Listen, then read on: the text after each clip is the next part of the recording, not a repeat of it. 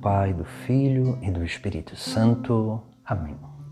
Hoje, nesse dia, vamos meditar o título da Virgem Maria, da ladainha lauretana, onde nós invocamos a Virgem Maria com o título Vaso Espiritual.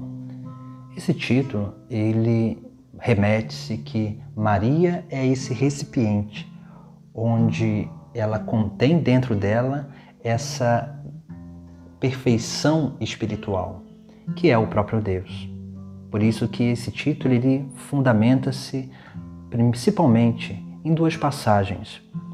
A primeira passagem é da segunda carta aos Coríntios, no capítulo 4, versículo 7, onde São Paulo vai dizer: Ora, trazemos esse tesouro em vasos de barro, para que todos reconheçam que este poder extraordinário vem de Deus e não de nós. Veja que São Paulo aqui ele está falando da graça divina. E nós que fomos criados do barro somos esse vaso de barro, esse vaso que contém a própria graça de Deus.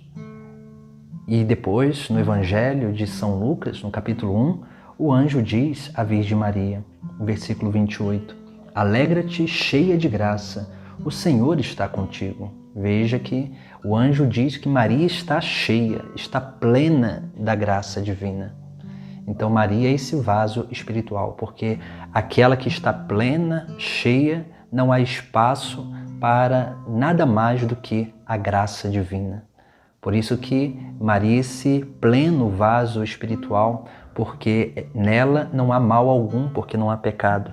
Nela não há desordem nenhuma, porque só há harmonia entre ela e a graça divina. Por isso que quando nós vamos crescendo na vida espiritual, nós vamos nos tornando esse vaso espiritual.